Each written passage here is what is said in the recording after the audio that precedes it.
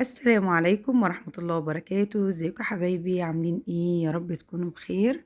النهارده بقى كده احنا صحينا الصبح بدري قوي، كانت حوالي الساعة 7 كده طالعين من البيت، كنت انا والولاد معايا.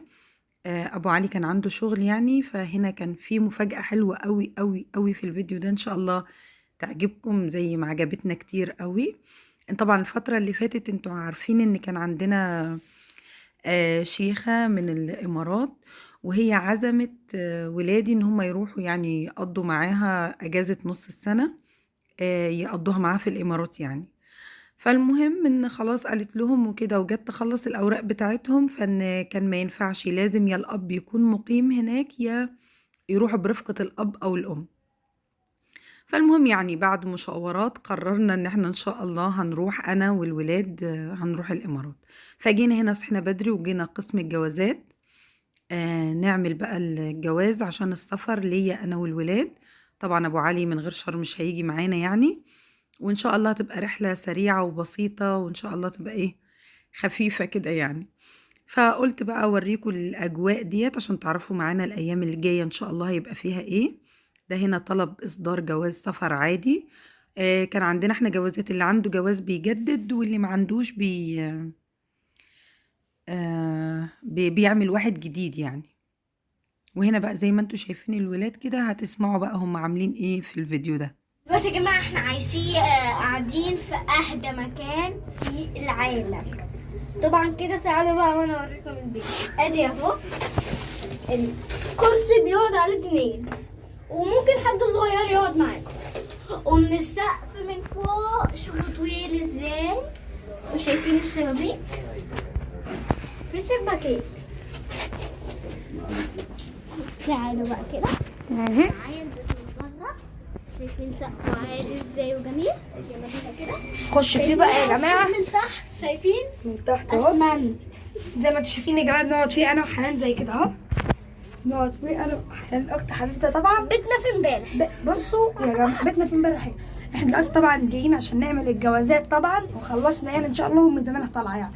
بس احنا بقى وحنان ايه، دماغنا كده بنحب نعمل اي احنا حاجة. اشترينا كيسين فشار وعصير، بس رحنا اشترينا كل حاجة، ركبناهم. فمش قدرنا بقى نكمل الحاجات دي طبعا. دي فايه حاجات بسيطة يعني اوريو، بقى مننا طبعا حاجاتنا حاجاتنا البسيطة مش قدرنا نكملها، فقلنا نسيبها ناكلها بعدين. بالظبط. زي ما انتم شايفين يا جماعه، اهدى مكان في العالم. بصوا مش في احلى مكان في دوشه، العالم، شايفين الشارع من بره هادي ازاي. مش في دوشه بس خالص. الصوت هناك هو زي ما انتم شايفين يا جماعه يعني. بصوا انا عايزكم تحددوا بقى المكان ده ولا المكان اللي هخش بيه معاكم بقى. تعالي احنا عشان تشتغل، خش الطويلة واصلة هذه يا جماعه. احنا ثمين. داخلين من المكان. الأربعة يجيلك الأربعة. هتيجي تستلم يا أحمد. شوفوا بقى يا جماعه المكان دوت فيه دوكه ازاي. احنا وزي ما شفتوا بقى كده معايا محمود والآنسة حنان وهم قدام الجوازات، أنا دخلت جوه أخلص الأوراق. طلبات كتير ووقفة كتير قوي، بس هم بقى قعدوا يسلوا نفسهم بره ويوريكوا بيتهم بتاع الجوازات اللي هم الجديد.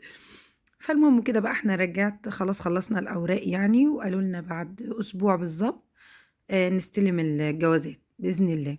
فالمهم أنا رجعت على البيت هنا كده، والولاد معايا عشان خاطر إيه، نجهز بقى الغدا زي ما انتوا شايفين. هنا قبل ما اطلع من البيت كنت مطلعه، كان عندي شيش طاووق كنت جايباه، فطلعته قلت اقطعه يعني. وانتوا عارفين انا دايما بحط الشيش طاووق، بعمل التتبيله بتاعته بالزياده، وبحط اكياس جاهزه للتتبيله في الفريزر على طول. لما اكون مزنوقه في مواقف زي دي كده بطلع الكيس واتبل، بيبقى التتبيله معايا سهله وسريعه. هنا عندي الوراك مخليه، جبت ليمون وحطيته عليها، وبدأت وشوية ملح طبعا بنضفها، وانا كنت منضفاها كمان قبل ما احطها في الفريزر. غسلتها بقى مرة واتنين وتلاتة، وقطعتها قطعية تكون ايه كبيرة شوية كده معايا. الاكلات دي بتبقى سريعة وسهلة وحلوة قوي في الايام اللي بيبقى فيها مشاوير، جالي حد فجأة ورايا حاجة مش يعني زي كده، فنفعتني قوي في اليوم دوت يعني. قطعت كده الفراخ زي ما انتوا شايفين، وغسلتها كتير قوي قوي، بحطها في مصفى كده اصفيها من بقى المية اللي فيها عشان لما احطها في التتبيلة. بصوا حتى بغسلها كمان مرة تاني، عشان اتأكد ان ما فيهاش اي مية او اي زفارة او اي حاجة موجودة. بصوا معايا ده الكيس اهو بتاع الشيش طاووق. التتبيله لما بعملها زي ما قلت لكم بعمل اكياس بزياده، فبفضيها كده في طبق بقى زي ما انتوا شايفين، وبنزل عليها بالفراخ وبحطها في التتبيله دي واغطيها، اسيبها ساعه تقريبا في التلاجة. انا دي كنت عاملاها قبل ما امشي، كنت عاملاها قبل ما اطلع من البيت الصبح، كنت صاحيه بدري، تبلتها وجهزتها زي ما انتوا شايفين وحطيتها في الفريزر لعند ما رجعت كانت شبعت بقى من التتبيله. لو انتي قادره تعمليها من بالليل يبقى افضل واحسن. هنا بقى بعد ما حطيت الفراخ في التتبيله ده، هنا بعد ما رجعت انا بقى كده بدات اقطع بصل. عندي بيحبوا البصل فيه اللي مشوي جوه السياخ بس مش كلهم بيحبوه، فانا عملت بصله واحده متوسطه معايا، وهنا معايا برضو طماطمايه بقطعها كده برضو حتت مكعبات كبيره شويه، وهبتدي اظبط بقى عشان اعمل ايه الشيش طاووق. هنا معايا شويه ميه حطيتهم في حله عشان طبعا هعمل مكرونه. اليوم اللي ببقى تعبانه فيه او ورايا مشوار او حاجه بدور على اسهل اكل واسرع اكل اعمله.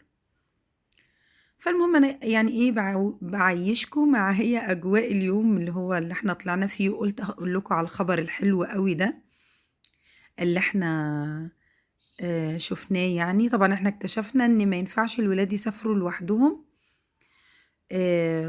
بره البلد، يعني لان يعتبر سنهم قاصر اقل من 18 سنة. وخلاص بقى جه نصيب الحمد لله ان ربنا يكرمنا يعني ونروح نسافر الامارات تاني. فمن احلى الاخبار صراحة اللي عرفناها او سمعناها، كانت ان شاء الله تبقى اجازة حلوة علينا كلنا، وتبقى اجازة سريعة وخفيفة، وتبقى ان شاء الله مريحة يعني.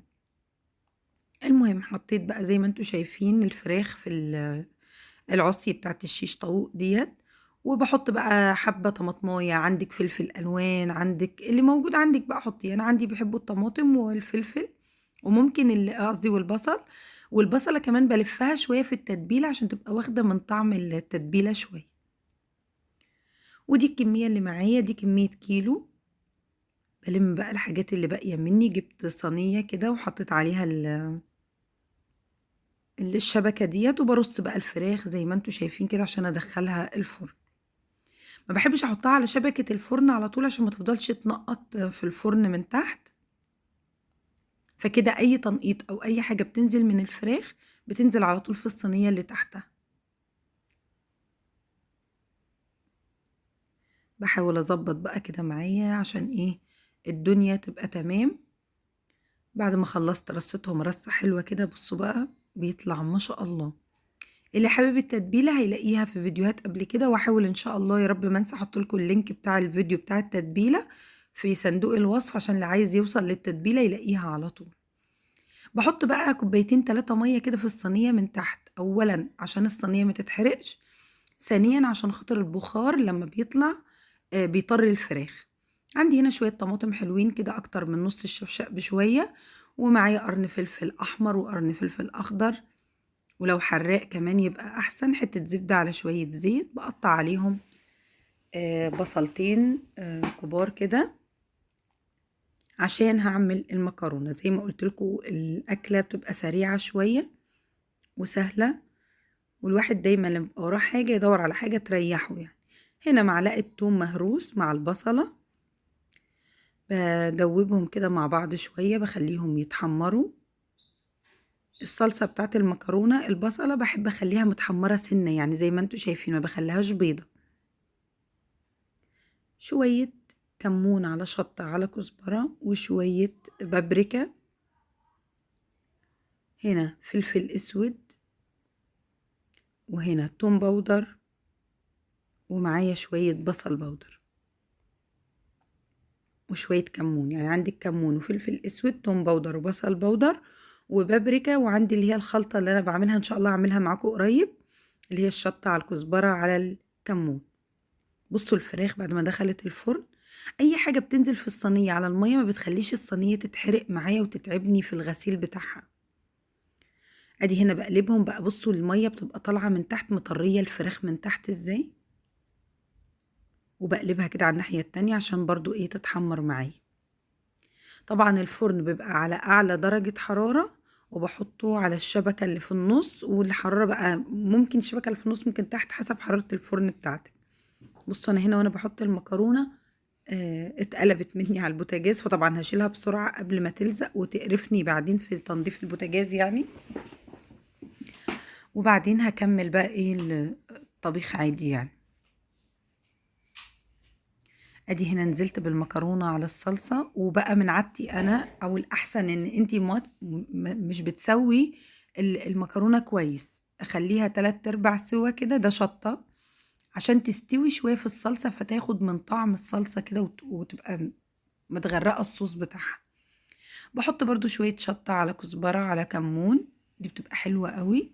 بصوا هنا هي دي مش سلطة ومش يعني هي حاجة ياكلوها، هني كان نفسه فيها، بس هي بيتحط فيها خضار يعني كتير، بس انا ما كانش عندي فعملتها بالبطاطس بس.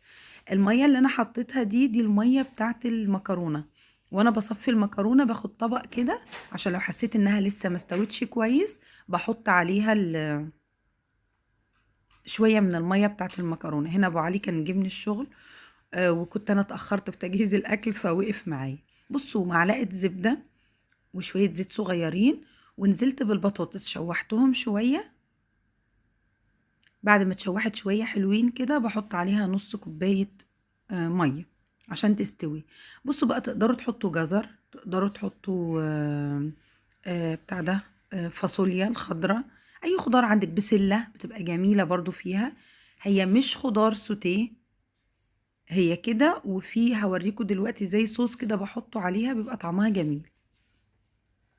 اللي مش عايز يحط معلقة زبدة تقدري تسلقيها، تسلقي البطاطس والفاصوليا والحاجات دي.